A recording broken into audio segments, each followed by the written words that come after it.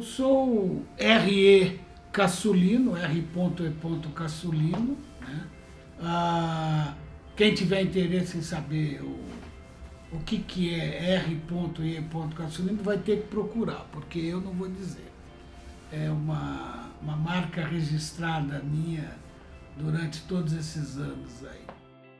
Sou filho de militar da Força Aérea, talvez isso tenha até provocado essa paixão em mim pela aviação comercial, que foi onde eu ingressei aos 14 para 15 anos de office boy. Naquela época, a gente era obrigado a se meter numa série de coisas. Então, abrir malote, fechar malote, fazer café, servir café, que aliás eu odiava fazer e servir café. E fui ficando, aprendi a operar telex, né? Na época, em função de algumas dificuldades de comunicação que existia entre Viracopos, por exemplo, e o Rio de Janeiro. Então, toda a informação referente ao voo e informações operacionais, elas passavam por mim aqui em São Paulo ou por quem estivesse fazendo o plantão naquela noite. E com isso você tinha que realmente aprender a usar todos os recursos de comunicação, que era rádio, telefone, que era mais complicado, como eu disse, telex, através da CITA, né, que fazia as retransmissões, digamos assim. Enfim, era muito divertido. Depois disso, me colocaram na loja de atendimento ao passageiro e agências de viagens. Achei muito bacana, porque você atendeu o passageiro, emitir passagem, calcular tarifa, tudo, era um trabalho muito gostoso. E um belíssimo de um uniforme, porque quem fez os uniformes dos funcionários da Braniff, quando ela remodelou toda a aviação comercial mundial, foi um costureiro famosíssimo na época, que era Emílio Pucci. E era um orgulho usar aquele uniforme, elegantíssimo e tal. E assim foi. Fiquei um bom tempo na loja e depois saí da loja e fui para reservas. Então, no departamento de reservas, a gente tinha condição de fazer muita coisa no avião, ajudar agências que eram clientes fortes, que de repente precisava colocar o diretor de uma companhia, né, americana na primeira classe. E, enfim, a gente tentava ajudar de várias maneiras. Naquela época você tinha nos aviões duas classes, a primeira e a econômica, né? Não é hoje que você tem inúmeras classes entre primeira e econômica, executiva e ainda subdividida as executivas, né? Então, era um trabalho gostoso de ser feito. Fiquei um bom tempo e eu já tinha assim uma veia de vendedor. Então, o que acontecia? Eu acabava sobrevendendo o voo, né? E isso criava alguns problemas, evidentemente, no aeroporto, passageiro a mais, essa coisa toda. E aí me convidaram para ir para o departamento de vendas. Falaram, um cara que fica dando tanto trabalho para a gente, sobrevendendo o voo, tira ele de reservas, coloca ele em vendas, então, né? Eu acho que ele vai se dar melhor. E aí o meu chefe na época, um cara maravilhoso, o Alex, deu toda a força e eu fui para vendas. Em vendas, eu tive a oportunidade de visitar as empresas americanas e grandes empresas nacionais. Eu não gostava muito de visitar as empresas, porque era uma coisa mais rígida, horário marcado, dia, hora marcada, você fazia a tua agenda, de repente a agenda mudava porque a pessoa não podia mais te receber. E eu tinha então um carinho muito grande pelo agente de viagem. Eu gostava de ir no agente de viagem, porque não tinha esse protocolo. Então, no agente de viagem, eu entrava em qualquer agência, a hora que eu quisesse, o dia que eu quisesse, falava com quem eu quisesse e transmitia o que a gente tinha que transmitir. E eu achava muito mais simpático, até que pedi para o meu gerente de vendas que eu não gostaria mais de visitar as contas comerciais. Sem saber que no futuro isso poderia ter me ajudado muito, mas enfim, o futuro é o futuro, né? E a gente não sabe o que vai acontecer, a verdade é essa.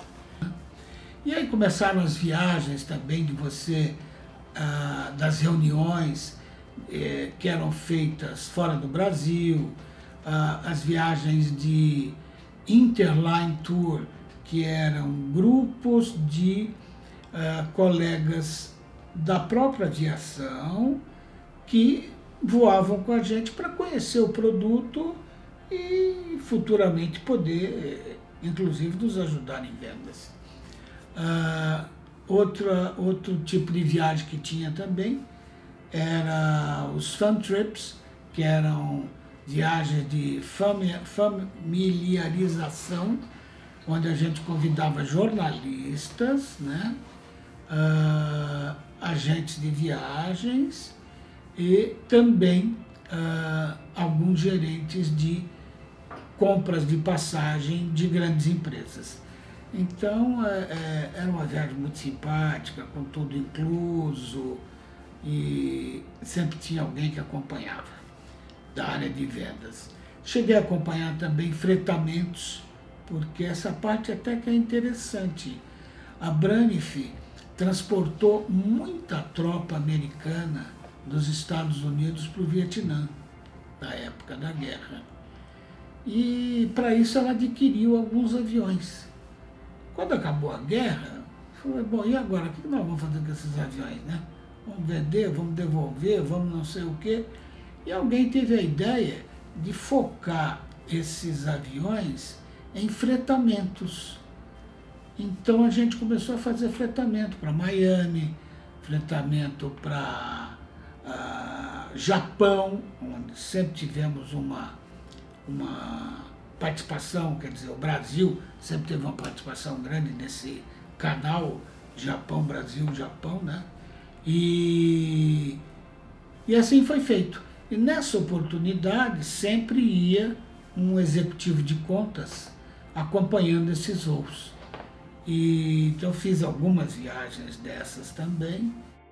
Em determinado momento, já casado, pai de 2 filhos, tal, tive uma escola de vida maravilhosa nessa companhia, né, com os amigos e a própria estrutura da empresa. Recebi um convite para sair, para montar uma locadora de automóveis. E foi um convite bastante interessante, eu achei que era a hora. Fui, montei essa locadora, ela caminhou durante um tempo e depois os sócios acharam que tinha que vender, ela foi vendida e eu voltei para a aviação. Nessa volta, passei por algumas companhias sul-americanas, como a Aeroperu, Ladeco, Avianca. Dessas aí, a única que está de pé ainda na Colômbia é a Avianca. As outras já não existem mais, mas não por minha culpa, posso garantir. E assim foi com essas companhias, até que fui parar na VASP. Foi a única companhia brasileira que eu trabalhei. E por que na VASP? Porque a VASP era uma companhia forte, uma companhia grande, apesar de estatal, né, aqui. E nós fomos convidados, eu digo nós porque além de mim tinham uns colegas de companhias aéreas internacionais também, uns caras de primeira linha, para a gente montar o departamento internacional da VASP. Por quê?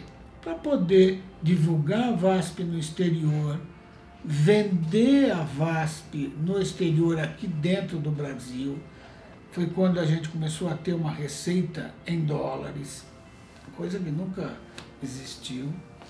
E foi quando foi dado início aos primeiros fretamentos da VASP para Cuba e Miami. Agora aqui vem um detalhe interessante. O avião que nós tínhamos era um Airbus. Até aí tudo bem. Só que esse Airbus, por uma razão qualquer, foi comprado sem o tanque central. Ele tinha somente os tanques das asas de combustível. O que isso fazia? Fazia com que a gente tivesse uma limitação muito grande de hora de voo, né? Então, a gente voava 2 horas e 40. Se passasse disso aí, o avião podia cair. Então, todo cuidado era pouco. Você imagina, para chegar em Miami, quantas escalas esse avião não fazia. Mas a tarifa compensava, o serviço de bordo compensava naquela época, e chegamos a vender bastante, vendemos muito bem. Segue a vida, e aí eu fui trabalhar numa operadora chamada APT, Atlantic Pacific Tours, como gerente comercial, e fiquei um tempo lá. Depois disso, a APT foi vendida, eu não quis ficar, fui para a Rex Tour, trabalhar com o Goiaci. Foi uma época muito boa, onde era muito divertido você trabalhar na época, com 6, 8 produtos diferentes, né? Hoje as consolidadoras têm mais de 30 produtos aéreos. E aí então, conversando um dia no almoço com o meu concunhado, vimos a possibilidade de abrir uma agência de viagem. E assim abrimos a Expressway Tours. A Expressway Tours, no papel, ela existe até hoje, porque ela foi vendida para o Leonardo Coutinho, muito conhecido no trade. Muito bem, caminhamos um bom tempo até com a Expressway, compramos a licença, o Ricardo Roman, compramos a licença dele, que ele tinha uma licença sobrando lá no Guarujá, e naquela época você precisava ter uma licença para abrir a agência de viagem. Compramos, abrimos e seguimos com ela. Ficamos uns 6 anos e pouco com ela. Aí, conversando com o Goiaci de novo, a Rex Tour tinha tomado um outro rumo, já estava vendendo Varig, isso aumentou muito a venda, e aí ele comprou a parte do meu cunhado, né? E depois juntamos as duas partes e vendemos para o Léo Coutinho. E aí eu fiquei na Rex Tour, e nessa minha volta deu quase um pouco mais de 20 anos de Rex Tour, né? Uma grande escola em consolidação. Saí da Rex Tour depois desses um pouquinho mais de 20 anos e fui parar no IMB com o Caíto, que vocês também entrevistaram aqui. Ele era o presidente lá do IMB. Fiquei 2 anos lá com ele, o Tasso Gadzanes. Fizemos um trabalho que eu considero muito bom, um trabalho sério lá no IMB, e com algumas inovações nessa área de feiras e eventos. Até que eu fui convidado para ir para o Grupo Águia. E aí não resisti o convite, né? Voltar para a aviação indiretamente, para mim era um prazer.